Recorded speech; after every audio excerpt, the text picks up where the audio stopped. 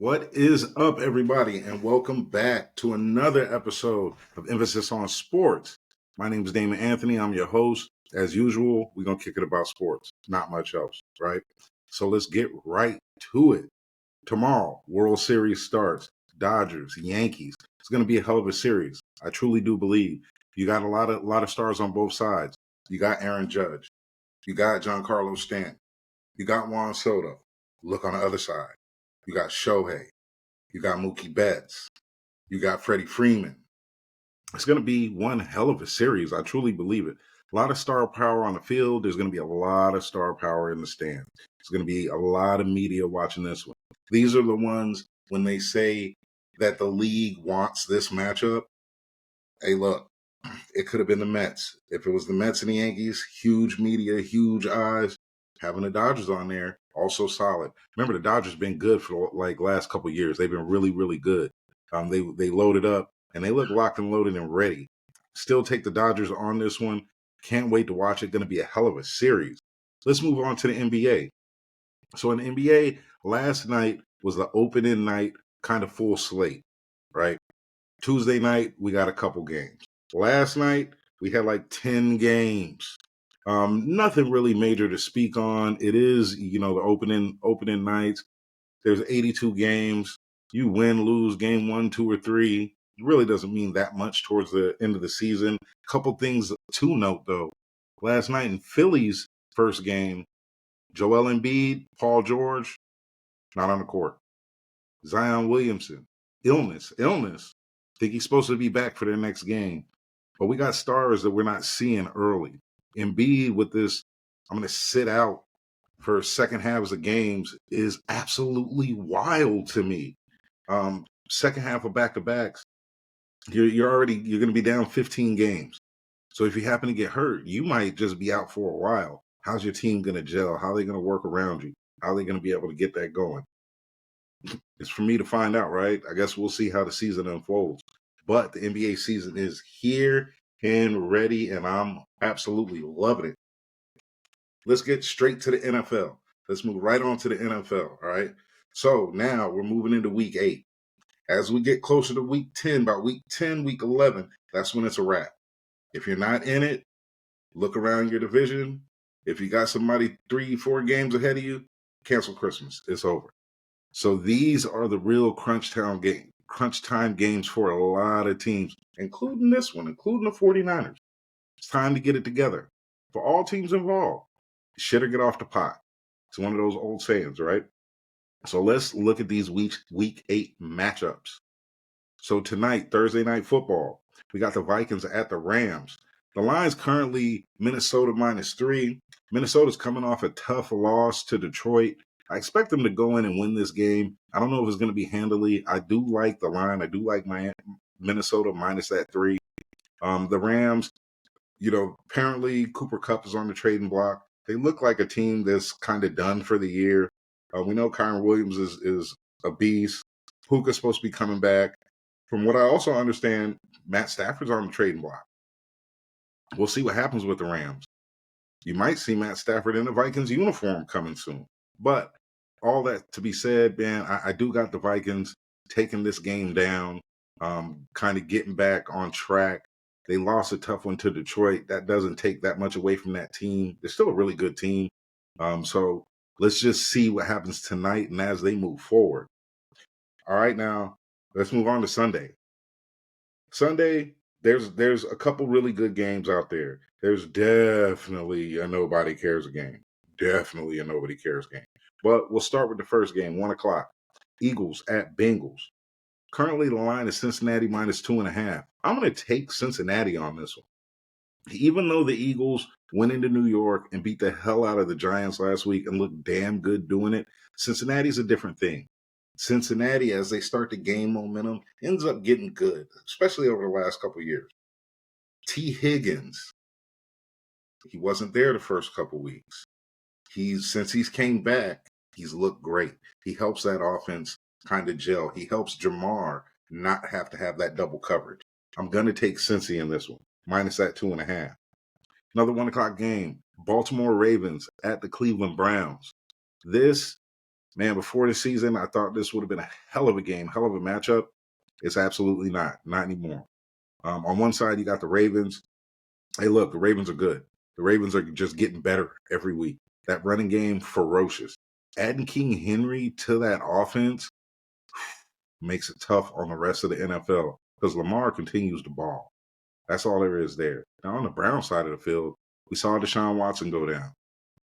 Now we're going to start Jameis Winston. I don't know what's going to happen, y'all. The Browns don't look good. They don't look like they have good direction. They don't look like they have good spirit. They don't look like they're fired up. Plus, Amari Cooper is now out of the building as well. The line is Baltimore minus 8.5. Give me Baltimore. Nothing about the Browns telling me that they're going to be able to hang in this game at all, especially with a different quarterback. Even though their old quarterback wasn't playing well, you never know with Jameis. Jameis might get out there and throw 400, 4 touchdowns, and 4 picks and lose. So we'll see what happens, but give me the Ravens. Next up, we got the Titans at the Lions. So look, I said the other day, and I'm going to keep saying it. Right now, the Lions are the class of the NFC. They're going to host the Titans, and the Titans are terrible. Just got rid of DeAndre Hopkins. They're bad. No more to it. I expect the Lions to blow the doors off the Titans. The Lions currently, Detroit by 11. Give me Detroit. I like Detroit. I like that 11 points. Right now, they look like a team that's on a mission, a team that's ready to rock, even with the absence of Hutchinson. Meanwhile, Tennessee, they look like they're already getting ready for next year. They booked their flights for the offseason, Cancun, the whole nine. Give me Detroit. After that, we got Arizona at Miami. Now, this is real close to my nobody cares. Real close. But as usual, we want to see what happens with Miami. We know Tua kind of plans on playing again, doesn't want to wear the Guardian cap. His decision, I would, if that was my homie, I'd tell him, man, just go ahead and hang it up. Don't even worry about playing, maybe get into coaching, move on to the next steps. But guy wants to play. Meanwhile, Arizona is one of those teams that you never know. You never know. Are they a good team? I don't think so. But can they beat anybody? They can. They kind of track meet you a little bit. Now, the line on this one is Miami minus 3.5. I don't like it. Give me Arizona. I like Arizona to win this one straight up. Yeah, I know it's going to be hot and humid in Miami, but remember, Arizona's Arizona. So they'll be fine. Give me Arizona plus 3.5 on this game. I like them to win straight up. Definitely. Then we're going to have an old school classic battle that really doesn't mean much to the NFL right now. Jets and the Patriots. Line currently is the Jets minus 7. Now, this one is going to have a lot of questions, a lot of eyes on it. Are the Jets going to be able to get back on track? You fire Robert Saleh, still lose. You bring in Devontae, still lose. You don't look like the team that everybody kind of expected. You don't look close to that. Jets don't look close to that. We expected the Jets to be vying for the AFC East title, possible Super Bowl run. I don't see it happening. I don't. I thought the Jets were going to go, real deep. I don't know if the Jets make the playoffs if they continue to play like this. On the other side of the ball, New England, you got Drake May out there. New England's not that good of a team. We saw last week, Coach Mayo called them soft after the way they looked in London against Jacksonville. Straight soft. Now, I'm pretty sure the guys are going to come out with a fire under their ass, but I think the Jets are still going to win. The line is Jets minus 7. I don't like it. I like the Jets by about 3 or 4. Give me the Jets, though. I like the Jets to win this one, just not to cover. Then we have a pretty big game in the NFC South. We're going to have the Falcons at the Bucks. This one's going to be a cool one. It really is. The Falcons need to get their mojo back after the way they got smacked around at home by the Seahawks.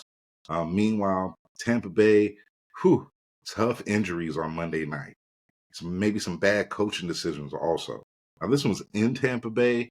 We know that Tampa's going to be without Chris Godwin. They're going to be without Mike Evans. It's time for somebody else to step up, step in, and get it done. That being said, currently the line is Atlanta, minus 2.5. I like Atlanta. I like Atlanta to win this game by at least a field goal. So give me Atlanta in this one. I think they pull their shit together, get it back going, and take down Tampa Bay and probably ascend to just go ahead and run in this division. Because by the time those receivers get back from Tampa, I think the Falcons are going to be 2-3 games ahead of them. I really do. Then we're going to have Green Bay at Jacksonville. This one, easy pick. Green Bay's favored by 3.5. They're in Jacksonville. Jacksonville stinks. Give me Green Bay. Green Bay, they're still finding themselves, they're still kind of getting themselves together after the first couple of weeks with Jordan Love being out. Meanwhile, Jacksonville, they're just not good. They beat the hell out of the Patriots last week, but you heard what their coach said, called them soft. Jacksonville's just not that good of a team. I'm definitely going to take Green Bay in this one. Lions 3.5, give me Green Bay, probably by a touchdown. Then another division battle, AFC South style, Colts at the Texans. Currently, the line is Houston -5. Colts are tricky. Which AR are you going to get? Is Flacco going to enter the conversation? How are they going to actually do? How are they going to look? Meanwhile, Houston's been battling defensive injuries last couple weeks. Now, this line here, Houston -5, I like Houston. I do like Houston, but this could be a real muddy, real ugly, yucky game, and you never know what's going to happen in these divisional games. But I just think Houston's the better team, so I'm going to take Houston by this 5, definitely. This one right here, y'all. This one right here. The nobody cares game of the week. Week. Man, we got the Saints at the Chargers. Let's be real. Nobody cares. Nobody. Saints, great fan base. They care.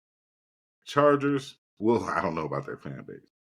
Outside of that, nobody can care about this game. I don't think either one of these teams are very good. Saints came out the gate swinging, scoring points, and then they regress. Meanwhile, the Chargers look average to below average. That's all there is to it. They got rid of a lot of pieces in the offseason to kind of change the culture and the groove of this team. It's not working so far. It's not what I'm seeing. This game is ugly. It's going to be ugly. Right now, the Chargers are favored by 7. I don't know. I mean, I'm going to take the Saints because I think 7's too big of a number because I don't think either one of these teams are that good. I just don't. So I'm going to go ahead and take the Saints plus the 7. I like the Chargers to win just because they're at home, but I think it's going to be a field goal game. Then 4 o'clock, we also have the Buffalo Bills at the Seattle Seahawks. The line is currently Buffalo -3. This one's a little bit tricky also. This is definitely a little bit of a tricky game because one would think that the Seahawks should win this with 0 problem. Absolutely no problem. Is that going to happen, though? The Bills and the Seahawks, both of these teams, they're very interesting teams. The Bills should just keep rolling, but the Seahawks have these ups and these downs. You lose to San Francisco, which isn't really playing that well. Don't look like a good team. You go down to Atlanta, who looks like they're playing all right, and beat the hell out. So now you're coming back home. What's going to happen? Bills are favored by 3. I'm going to take the home team here. I like the Seahawks in the upset. I like the Seahawks +3 against the Bills. Then we're going to have Carolina and Denver. This one was real close to my nobody cares game of the week. Real close. But we have Bryce Young back into the fold. Denver looks like a team that's getting ready to really get there, like to move into that next bracket. Right now, they're on the bottom rung, but they look like they're climbing. They're getting ready to move up to that next rung in the NFL. Bo Nix, he's continuing. He's impressing every week. He's looking better. He's continuously growing. Sean Payton's doing a great job with them. That defense playing real good. We love their cornerback play. Outstanding. I think this is going to be a real big game for Denver to really get themselves going into a potential playoff team. That could happen. That absolutely could happen. We don't know what's going to happen with them and the Chiefs as they go. As the Chiefs haven't really looked like a great team. They just look like a team that knows how to win. Well, the line on this one is Denver -10. Give me Denver. Carolina, garbage. Go ahead, give me Denver. Denver -10. We'll also have the Chiefs at the Raiders. Right now, the line is Chiefs -10. Now, we know a lot of people are going to look and they're going to say, well, the Raiders, they could play well against the Chiefs. The Raiders are an absolute shit show right now. They're just not good at all. You got quarterbacks injured, bringing in new guys. Just got rid of Devontae Adams. Meanwhile, on the other side of the field, you got the Chiefs. Chiefs haven't come out and looked like this fantastic team this year, but you know what they look like? A team that knows how to win. That's huge. That's the biggest thing you can be, is just know how to win. Has Mahomes looked great? No, he hasn't. 6-0, 7-0, whatever and 0. They haven't lost nothing. So right now, this line is Kansas City -10. Just bringing in D Hop with the Raiders being a dumpster fire. Give me Kansas City minus that 10. We're gonna have Chicago at Washington. Now this one, if Jaden Daniels can play, all eyes on this game. All eyes, because you got the number 1 versus the number 2 picks in the draft. I want to see how the Bears come off of their bye. You know, Caleb he started slow, picked it up, started looking a little better and a little better and a little better. Then the bye week. So now is he going to come back with the Bears with that same ferociousness that they had going into their bye? On the other side of the field, how are these injuries going to affect the Washington Commanders? Now, if it's Jaden Daniels out there, that'd be a hell of a game. I don't know what Mariota. I don't know if he can hang with what the Bears have been doing. Current line is Bears -3. Give me the Bears. I like the Bears to take this one down. The Bears have them looking like a real good team.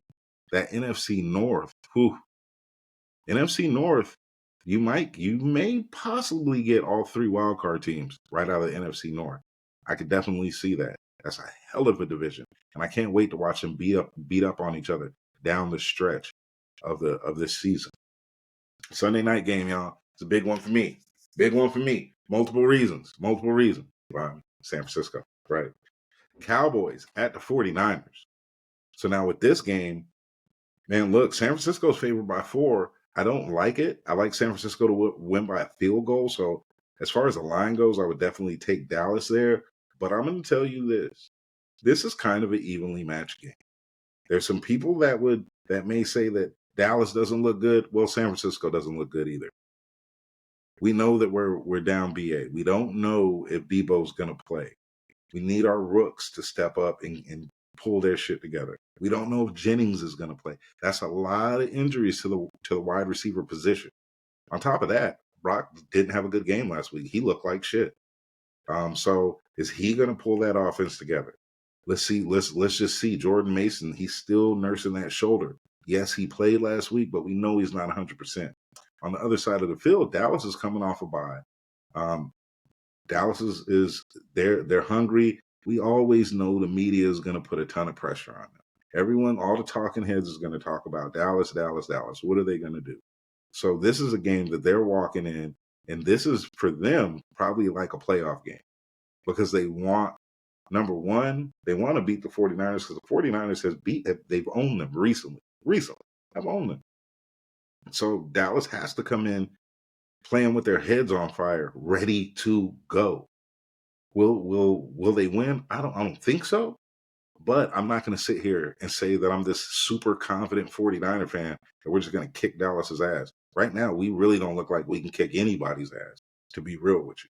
But I do like San Francisco in this game by a field goal, not to cover the 4. Let's go Niners. Then we're going to have the Monday Night Football game, last game of the week. This one, I'm expecting blowout. I just am, after seeing what the Steelers did in their last game. We got the Giants at the Steelers. Currently, the line is Pittsburgh by 6. I love Pittsburgh in this game. They're at home.